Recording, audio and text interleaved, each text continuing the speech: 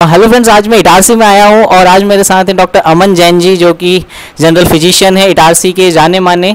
और आज हम इनसे बात करेंगे कफ एंड कोल्ड के बारे में। Hello sir, welcome sir. Sir ये बताइए सर, कफ एंड कोल्ड आजकल सर बारिश का सीज़न चल रहा है, तो sir basically sir cough and cold सबसे पहले होता है सर यहाँ पर। तो सर क्या होता है सर कफ एंड कोल्ड, कैसे होता है सर? कि कफ़ एंड कोल्ड जिसको हम नॉर्मल लैंग्वेज में बोलते हैं, ये दोनों अलग अलग चीज़ें हैं। सबसे पहले हम बात करेंगे कफ़ के लिए। तो कफ़ जो होता है वो बॉडी का एक इम्यून रिस्पॉन्स है। नॉर्मली हम जब सांस लेते हैं, नाक से सांस ली, छोटी छोटी नलियाँ होती हैं जो कि लंग्स में जाती हैं, जिसको हम ट्रकिया बोलते हैं। ट्रकिया के थ्रू लंग्स में जाकर राइट एंड लेफ्ट दोनों साइड में डिवाइड हो जाती है, जिसको प्राइमरी ब्रोंकियल्स बोलते हैं। ये पर्टिकुलरली और छोटी छोटी नलियों में डिवाइड होती हैं, जो आखिरी में जाके एल्वियोलाई में खुलती है, जिसको हम एयर शैक्स बोलते हैं। एल्वियोलाई जो गुब्बारे की तरह होते हैं, जिनमें हवा हमारी जाती है। जब हम सांस लेते हैं, हवा जाती है, एल्वियोलाई फूलती है। एल्वियोलाई के चारों तरफ खून की छोटी छोटी नलियाँ होती हैं जो उसको कवर करके चलती हैं, जिसमें हमारा डीऑक्सीग्लोबिन, मतलब हम कह सकते हैं डीऑक्सीग्लोबिनेटेड ब्लड आता है, जिसमें कार्बन डाइऑक्साइड होती है। एल्वियोलाई पे जब कार्बन डाइऑक्साइड मिक्स ब्लड आता है तो वहाँ से कार्बन डाइऑक्साइड निकलती है, एल्वियोलाई में जो एयर होती है उसमें मिक्स होती है। और सेम इसके वाइस वर्सा अपोजिट होता है, जिसमें ऑक्सीजन जो हमारी एयर में रहती है वो ब्लड में जाती है और वो सर्कुलेट करती है, आगे पूरी बॉडी में जाती है। लंग्स से ये ब्लड ऑक्सीजन लेके जाता है आपके हार्ट में, हार्ट से एओर्टा के थ्रू निकलता है और कंप्लीट बॉडी में सिस्टमिक सर्कुलेशन में चला जाता है। अब एयर पैसेज हमारा बिल्कुल क्लियर होता है। हमने सांस लिया, नाक से गया, नाक से जाएगा, फेरिंग्स से होता हुआ ट्रकिया में जाता है, दोनों साइड के लंग्स में जाता है, एल्वियोलाई को फुलाता है और एल्वियोलाई से ब्लड में जाता है। अब इस पैसेज में कहीं भी कोई ऑब्स्ट्रक्शन आता है, ठीक है, सीधी सी नली आप समझ लीजिए जिससे आपकी एयर पास होना है, उसमें कोई ऑब्स्ट्रक्शन अगर आ गया तो उस ऑब्स्ट्रक्शन को हटाने के लिए बॉडी खांसी लाती है, जिसको हम लोग नॉर्मली कफ बोलते हैं। वो खांसी आती है उस ऑब्स्ट्रक्शन को हटाने के लिए। तो ये तो हो गया एक बॉडी का इम्यून रिस्पॉन्स, जो कि अपनी प्रतिरक्षा है, ये अपने आप को सही करना, पैसेज को क्लियर करना है, तो वो खांसी आने लगती है।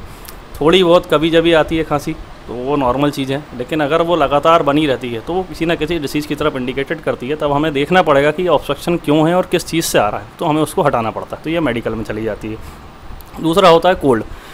कोल्ड में म्यूकस फॉर्मेशन बन जाता है। जनरली हमारी ये जो सरफेस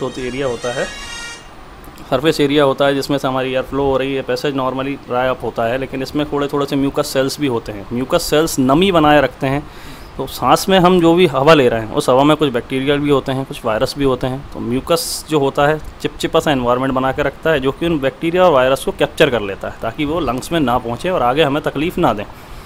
तो ये म्यूकस रहता है। लेकिन अगर ये म्यूकस सीक्रेशन बढ़ जाता है किसी कारण से, बॉडी में म्यूकस सीक्रेशन बढ़ जाता है, तो ये रनिंग नोज जिसको हम कहते हैं, नाक आना शुरू हो जाती है, छींकें आना चालू हो जाती है आदमी को। तो ये हो जाता है आपका कोल्ड के बारे में, है ना। बिसाइड दैट सर इसके कुछ साइन एंड सिम्टम्स होते हैं?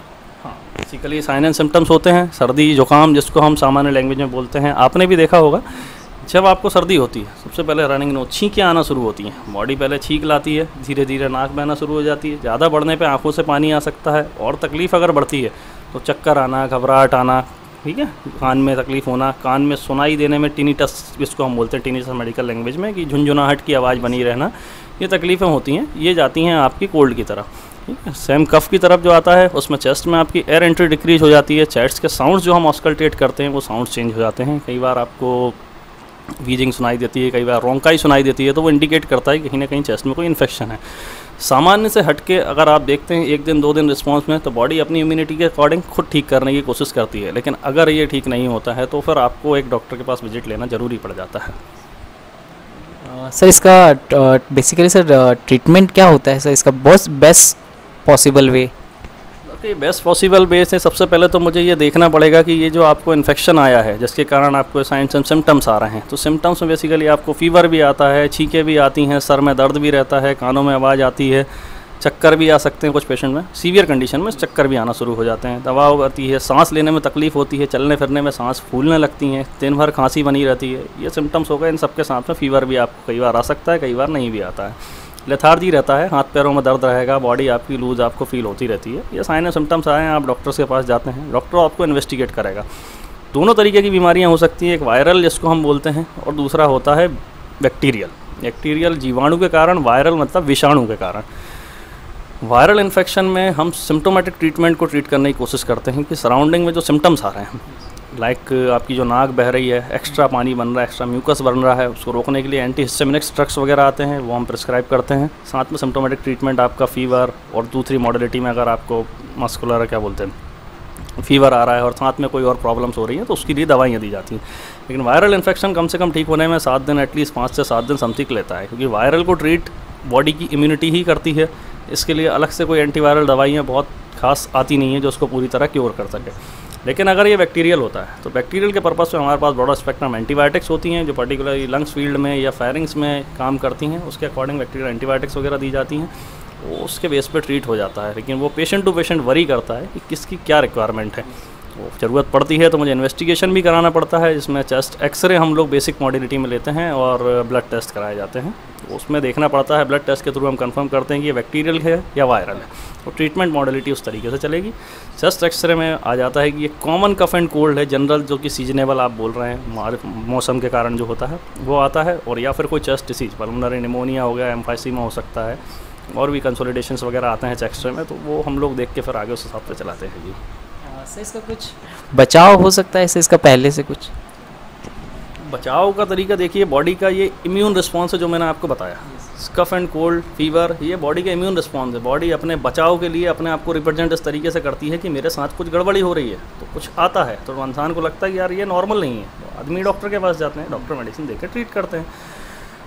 अब बचाव जैसे मैंने कहा म्यूकस आपका बढ़ रहा है तो ये कुछ एबनॉर्मल हुआ है, उसके बाद ही शुरू होता है फाइंड आउट। जैसे कि आपने सांस ली, सांस में कुछ वो जीवाणु या बैक्टीरिया कुछ ऐसे आपके अंदर जा रहे हैं जो आपको तकलीफ़ पैदा कर रहे हैं। बचाव सिर्फ यही होगा कि आपको उन चीज़ों को जज करना पड़ेगा कि मैं किस चीज़ से हो रहा है। मोस्ट इंपॉर्टेंट बात जो मैं बताना भूल गया था कि ये cough and cold mostly allergic भी होता है। एलर्जी मतलब आपको किसी भी चीज़ से आपकी बॉडी को ठीक नहीं लगता है। Find of suppose for example citrus fruits होते हैं, कुछ लोगों को होती है, आपने नींबू खा लिया है, आपको इमीडिएटली 2 दिन बाद बीमार हो जाते हैं, आप गला में भरना शुरू हो जाता है, कफ आना शुरू होता है, खांसी होती है। सिट्रस फ्रूट से होती है, एलर्जिक एयर से होती है, फूलों की खुशबू से, डिओड्रेंट से, कुछ भी चीज़ से हो सकती है, एलर्जी होती है। तो मोस्ट कॉमन सीजन जो होता है वो एलर्जी का होता है। एक एलर्जी हुआ, और एलर्जेंस जो होते हैं मोस्टली जो आप रीजन बता रहे हैं बारिश के मौसम में, वो पॉलन ग्रेन्स इस समय बहुत ज़्यादा स्टिमुलेट हो जाते हैं। मौसम बदलता है, परागकण बनते हैं फूलों में, जो कि छोटे छोटे मच्छर मक्खियों के थ्रू इधर उधर होते हैं, हवाओं में बहुत रहता है, जब हम सांस लेते हैं वो जाता है अंदर, एलर्जी प्रोड्यूस करता है, जिसके sign and symptoms cough and cold के रूप में आते हैं। तो बेसिकली बचाव इज दैट कि हमको इन चीज़ों से बचना है। आप नॉर्मल एडोप्टेटिव लाइफ में जो अपनी चल रहे हैं उसमें एकदम जीवन शैली में परिवर्तन ना करें। मौसम अगर ठंडा हो रहा है तो हल्के गर्म पानी से नहाएं आप, ठीक है। बाहर की चीज़ें कम से कम खाएं, तेल घी मिर्च खटाई ऐसी चीज़ें, ये चीज़ें जो आपकी इम्यून सिस्टम को स्टिमुलेट करती हैं, इन चीज़ों से परहेज रखें। साफ़ खाएं, शुद्ध खाएं, और रेगुलर एक्सरसाइज को ज़रूर अपने उसमें फॉलो करें। एक्सरसाइज आपका इम्यून सिस्टम बूस्टअप करती है, हीमोग्लोबिन लेवल बढ़ाती है, ब्लड कंटेंट बढ़ाती है, मस्कुलर स्ट्रेंथ देती है, ओवरऑल बॉडी की इम्यूनिटी आपकी एक्सरसाइज बढ़ाती है, जो कि हाइपरटेंशन एंड डायबिटिक मेलाइटिस वगैरह जैसी थायराइड वाली बड़ी बीमारियों में बहुत सपोर्ट करती है। एटलीस्ट नियम बनाएं कि दिन में कम से कम 15 मिनट 20 मिनट जितना पॉसिबल हो तेज़ गति से वॉक करें, थोड़ी बहुत एक्सरसाइज करें, कुछ योगा वगैरह करें, आपकी ओवरऑल बेटर रहेगी। इम्यून सिस्टम अगर बूस्टअप रहेगा तो सर्दी जुकाम जैसी नॉर्मल बीमारियाँ नहीं होंगी। इनके होने का मेन कारण है आपका प्रतिरक्षा प्रणाली कमज़ोर पड़ रही है। इम्यून सिस्टम ठीक है तो सब कुछ ठीक चलेगा। सर कुछ मैसेज देना चाहेंगे आप दर्शकों को? मैं एज ए फिजिशियन काम करता हूं तो मेरे पास mostly hypertension and diabetic mellitus and thyroid जैसी क्रोनिक बीमारियों के मोस्टली पेशेंट्स होते हैं, और इन बीमारियों से बचाना ही मेरा प्राइमरी टारगेट है। ये बीमारियां मोस्ट ऑफ द टाइम तक आदमी को पता नहीं चलती है, ह्यूमन नेचर होता है। जब तक आपको कोई तकलीफ नहीं होगी आप डॉक्टर तक नहीं जाएंगे और आपको लगता है कि मैं पूरी तरह स्वस्थ हूँ, लेकिन आप नहीं जानते हैं कि आपके शरीर में बहुत सी बीमारियाँ हो सकती हैं। मेरी तरफ से कोशिश यही रहेगी, जो हमारे मेडिकल लैंग्वेज में बोलते हैं 5 kilometre walk 5 days in a week, keep your healthy wealthy and smart. Per day अपनी सेहत के लिए कुछ टाइम दें, थोड़ा समय खुद के साथ बिताएं, इत्मीनान रखें, एक्सरसाइज करें, स्वस्थ रहें, प्रसन्न रहें। Thank you so much sir. Thank you.